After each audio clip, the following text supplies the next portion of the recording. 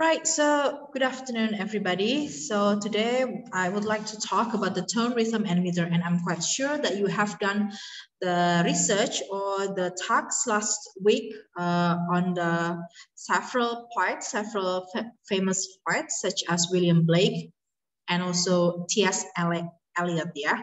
So this one is the theory that I haven't got a chance to share it with you, but then I'm quite sure that you have learned it by yourself by having the talks, and also you probably have the many references from the website references. So here is the tone, rhythm, and meter. First thing first, what is rhythm anyway? So rhythm is the, the stress and unstressed syllable make up the beat or meter of a poem. So meter rhythm is basically the general term for when we recite the poem, when we read the poem, and then there will be stress and unstressed syllable. I know that this is related to the phonetic study, yeah. So there will be stressed and unstressed syllables. Syllables here also including the way we pronounce the words. All right, so in here we have a line like, there was an old woman who lived in a shoe.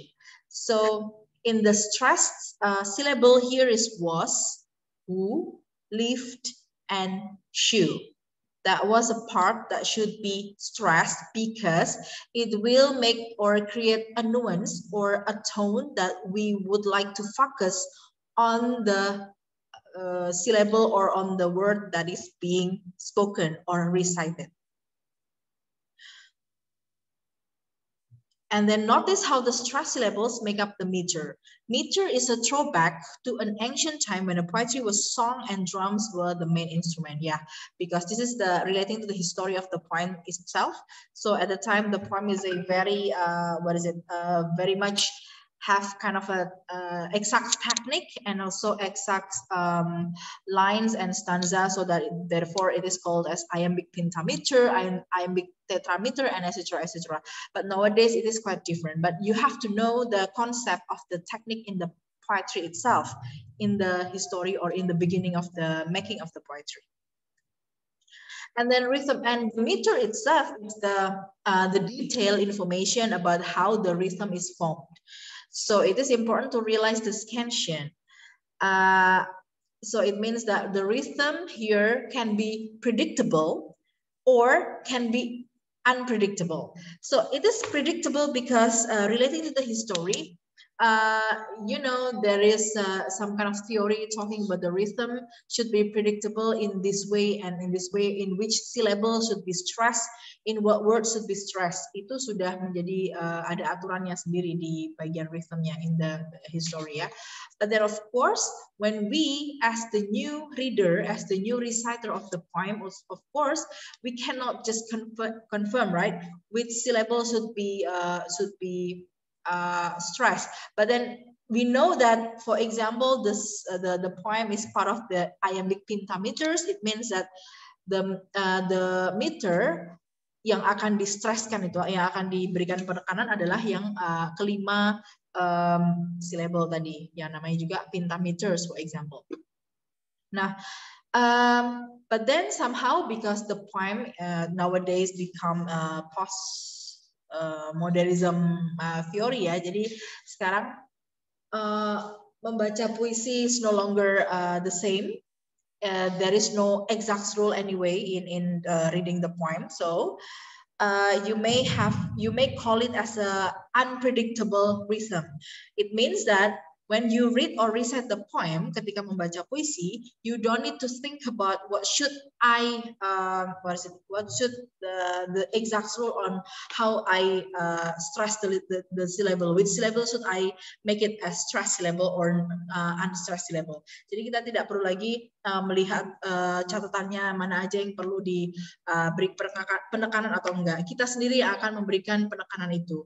So this one is if the same poem, for example, was read at both a funeral and a pep rally, how might the delivery of the poem change?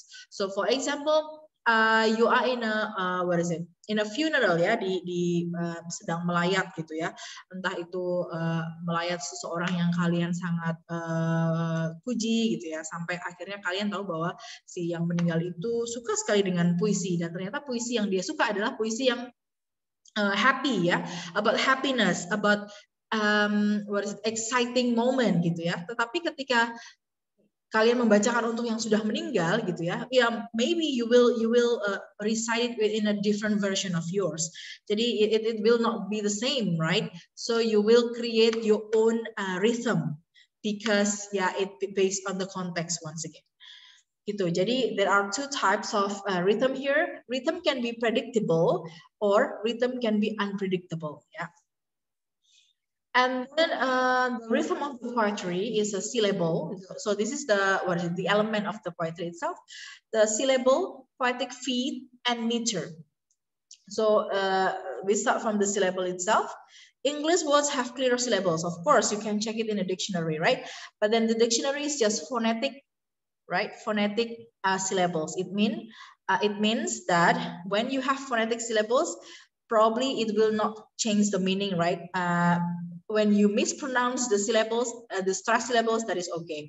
Or the syllables can also be phonemic, because the stress, if you read the stress, the exact stress should be true, should be correct. Because if you make it false, the meaning can be changed. So, for example, is the phonemic syllables here, right? Present and present, yeah. Present is a noun, present is a verb, right?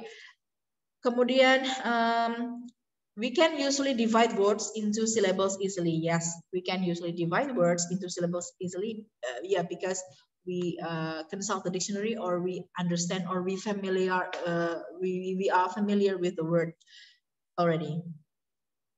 We can also determine which syllables to emphasize or stress in catchwords. So this one is part of the unpredictable rhythm. Yeah, we can also determine, we can also decide which syllables to emphasize or stress in each word. Back to the poetry content. So because you know the content, so you have to understand the whole content. You have to understand the tone. You have to understand the situation of the poetry, so you can emphasize which word or which syllable should be stressed. So it according to you, that is part of the unpredictable rhythm. So here, meter. A regular pattern of stressed and unstressed syllables that gives a line of poetry a predictable rhythm. Yeah, because this one is related to the history of the poetry itself. Yeah, so the meter here can be part of the rhythm. Jadi rhythm tadi itu yang general partnya. Kalau rhythm meter itu nanti adalah detailnya. So regular pattern of stressed and unstressed syllables. So you decide which part of the stress or unstressed syllable, because you understand the content of the poetry. Meter is a unit of rhythm in poetry, the pattern of the beats. It is also called a food. Each food has a certain number of syllables in it, usually 2 or 3 syllables. The difference in types of meter is which syllables are accented and which are not. Accented means stress tadi ya. Jadi semakin kalian membuat penekanan di syllable tertentu dan kemudian dijumlahkan hasilnya, itu akan menghasilkan nama puisi yang lain. Tapi ketika relate to the history ya, kalian maybe read the old poem, and then the old poem here was decided to be iambic pentameters, for example, penta ya, jadi karena 5, dia ada 5 syllables yang diberi tekanan atau stress or accented. Examples of meter, right? For example, right? Yang bagian strip ini adalah unstressed, yang bagian di garis miring adalah stressed. So how many stress do we have? 1, 2, 3, 4. So it is called as tetrameter because the meter or food has 4 stressed syllable. Punya 4 suku kata yang diberi tekanan. So the way we read can be different, right? This is part of the predictable karena mungkin di puisi ini sudah disebut sebagai iambic tetrameter. Jadi setiap line-nya kita akan ngasih 4 stress syllables. They cannot, no. They cannot care. Jadi yang ditekan adalah can, no, can again, care. But we can also have our version of rhythm. Maybe we would like to make it like not is the negative meaning here should be accentuated atau di apa ya, di stress tadi ya. So you can say they cannot know, they cannot care. Jadi can-nya itu udah unstressed aja gitu. So it is part of the unpredictable. Yeah, this one is the same. The symbol of U here is the unstressed. Garis miring adalah stressnya, gitu ya. So how many stress syllable? 1, 2, 3, 4, 5. So this is called as iambic pentameter. So two households both alike in dignity, alike in dignity. So in Verona, where we lay our scene. Jadi di sini juga cara kita membaca atau recite the poem. So the more you practice reciting the poem, the more you can feel. So, how to feel the poem? Ya, because you understand the content. Kalian sudah tahu isinya, memahami isinya, bukan yang belum pernah sama sekali gitu ya. Bahkan ketika reciting the poem for the very first time, even you didn't know the poem, you have to take a glance at first. Walaupun agak nggak banyak waktunya ya, a minute gitu ya, dibaca sebentar. Ini tuh tentang apa? Sad, happiness, exciting, or sorrow gitu ya, kesedihan yang mendalam dan lain sebagainya. Itu kalian harus bisa merasakannya sehingga akan menghasilkan rhythm yang tepat. Nah ini juga nanti each of you ya, nanti coba baca yang ini ya. Perhatikan stress unstress syllable-nya. 4 line ya, 4 line di sini dibaca berulang-ulang dulu sebelum akhirnya di-record, kemudian di-share ke WhatsApp group. Yap. Oke, ini hanya kalian you read by yourself ya. So ini yang terakhir ya. Read or recite this poem, 4 lines of poem.